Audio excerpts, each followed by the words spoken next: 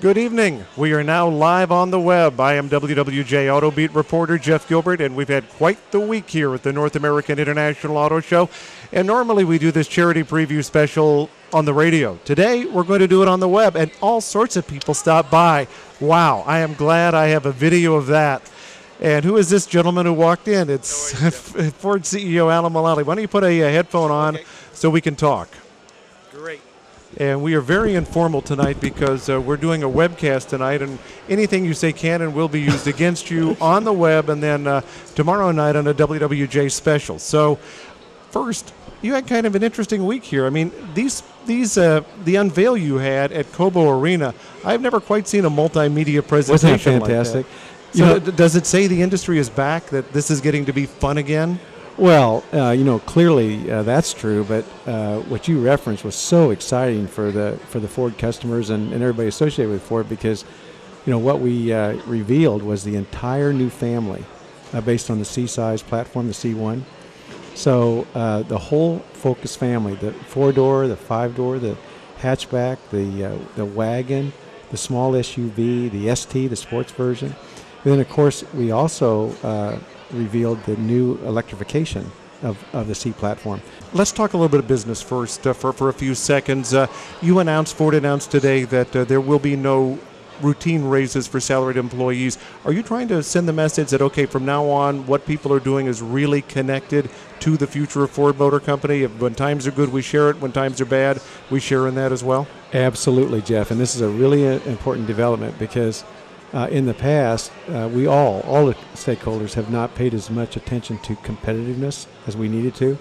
And clearly, what all of us have been through this last 4 years, we have now taken the decisive action that in every element of our business, we are now moving to world-class competitiveness, which means we have earned together the right to profitably grow this company for the good of all of us. And as you also reported the other day, we also announced that we're going to be hiring 7,000 new employees over the next 2 years. Well, this is what it's all about. I mean, a profitably growing company for all of us, but we're only going to be able to do that if in every element of competitiveness we are competitive. And so we are competitive on our salaries. We're going to share in the incentives for great performance, business performance. And we're going to continue to be laser focused on every element of competitiveness. Ford CEO Alan Mulally, thank you so much for joining us today, and enjoy the rest of the charity preview. And Jeff, thank you for such a fabulous reporting on these great developments, because we really are contributing to the big issues affecting our world today, especially economic development, and energy independence and security, and also environmental sustainability. So thank you for your coverage. Okay, thank you. Thank you. And as we do our special video webcast from the North American International Auto Show, there is another guest from the Ford Motor Company stepping in here. Big boss. Uh-oh. That's the big boss, right? Yeah. It's Mark Fields, who is president of the Americas for Ford. Now, you had a big announcement this week about adding new jobs. You weren't very specific about where the manufacturing jobs were. Obviously, that's for flexibility reasons. But let's talk about the salary jobs. What areas are you looking at, honing in, trying to beef things up? Well, it's really looking at areas and skills to bring in to really help us accelerate the growth in the company. So of the 750 salary jobs, a majority of them are obviously going to be engineers in the product development community, help us continue to kind of feed our product pipeline. But a lot of the skills will be, in some cases, very specialized. Software integration skills, sound recognition skills, these type of high-tech, actually Silicon Valley type of jobs, because we really feel that we've reached a tipping point at Ford with this convergence of where we're a car company, but we're also a technology company. I mean, the number of lines of code that we have in our new Edge, for example, is like 3 times an average car even 5 years ago. So those skills are very, very important, and attracting them to Ford is really a priority for us. Mark Fields, Ford President of the Americas, thank you so much for joining us this evening. Jeff, always good to see you. Okay, real good to see you. We're going to have a number of other interviews from the North American International Auto Show, but we did a video on some of Ford's introductions this week. So we're going to watch that video right now. When we come back, we're going to talk about Jeep. So let's look at the Ford video. And the winner of the 2011 North American Truck of the Year is the Ford Explorer. And I got to tell you, when we first started talking about doing the next generation Explorer, whenever you're dealing with one of the icons of the company. We really set the bar high. The team did a fantastic job. We're so appreciative of this, and on behalf of the Ford team, I'm very honored.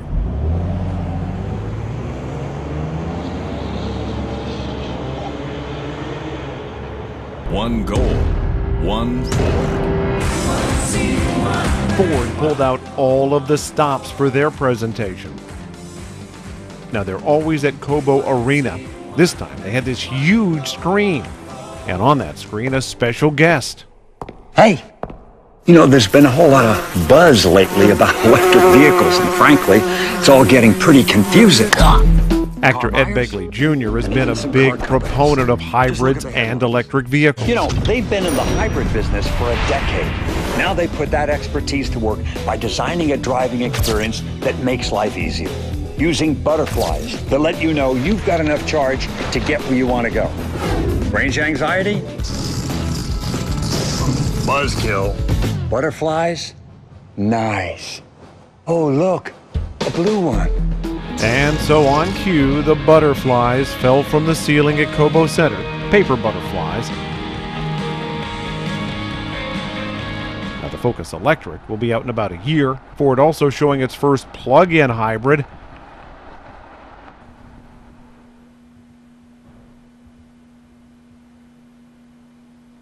And the newest addition to its regular hybrid lineup.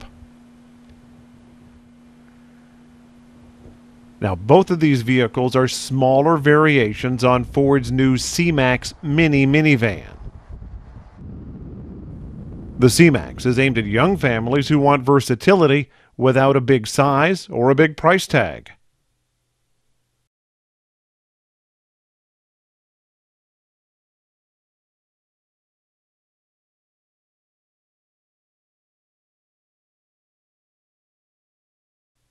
And the C-Max has what must be my favorite technology of the show.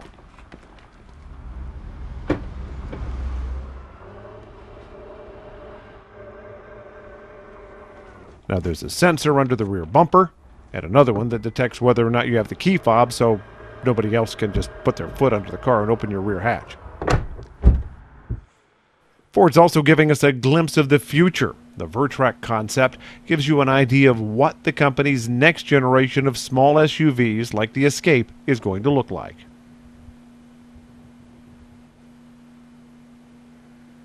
We're at the charity preview, obviously the glitziest event of the year. It's a wrap-up of a week of previews of the North American International Auto Show. The show opens to the public tomorrow morning.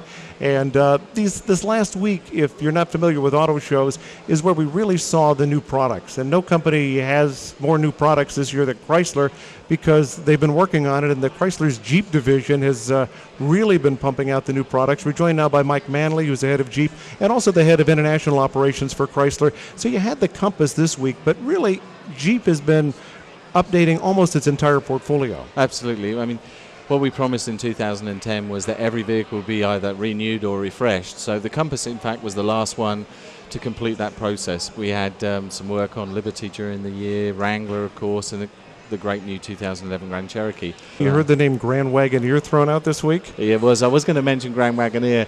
Of course, it's very, very famous Jeep.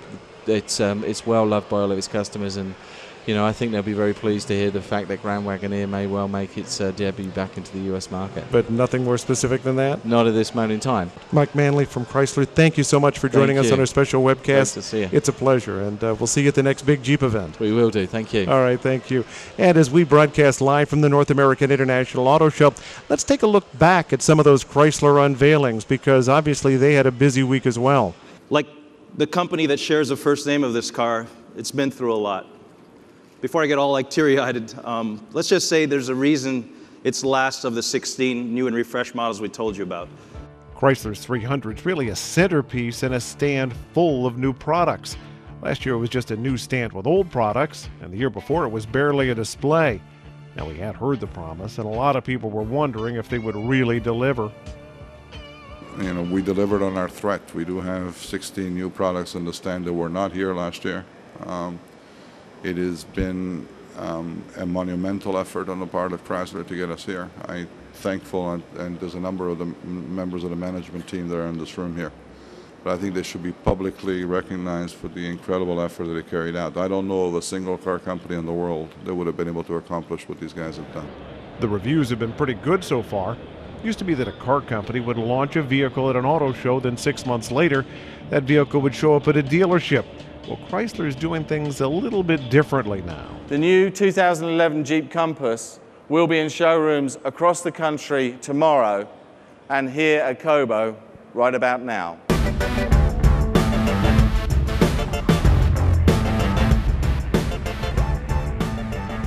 And one of the highlights last week was North American Car of the Year. And what a coincidence, it was also Motor Trend Car of the Year, Green Car of the Year, Automobile Magazine Car of the Year, and Tony Pozowatz, who heads the Volt team. How many, what's the award count up to now? We've lost track, Jeff, but we're willing to count some more. And ultimately, we want to get an award from every customer that we deliver a Chevrolet Volt to. So it's good to be with you. And I guess that really is the most important award of all. Absolutely. And preliminary results so far from the customers, we've got probably close to about 500 or so. It's all thumbs up, Jeff. They like this Detroit-made product. There's a whole host of areas that we intend to continue our leadership position on. And it's a never-ending seeking of perfection, I guess, is what we're looking at.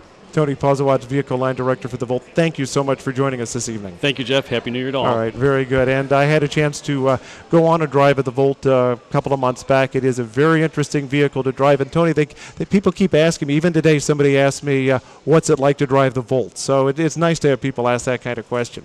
And the Volt was just one part of a pretty big week overall for General Motors. So let's take a look back at this week for General Motors, and we start listening to the words of Mark Royce, who's the head of North American operations for GM. Jeff, you look at the industry and the city and all the negativity that went on here for the last year and a half, 2 years, and people wrote us off and said that we don't listen to customers, and isn't it awful, and then you get the people come in and film Detroit on top of it, right? So I wouldn't write any of that off yet, and you can see a lot of the products here for the first time we're leading on the front foot, every one of the Detroit automakers, and I think that feels pretty good for everybody here.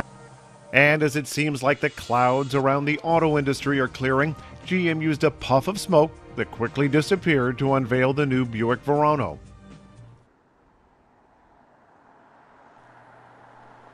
The Verano is the first Buick compact, the company saying it has all of the luxury you would expect in a Buick in a smaller size, and they feel the public is ready for that. GM Chevrolet division is going even smaller.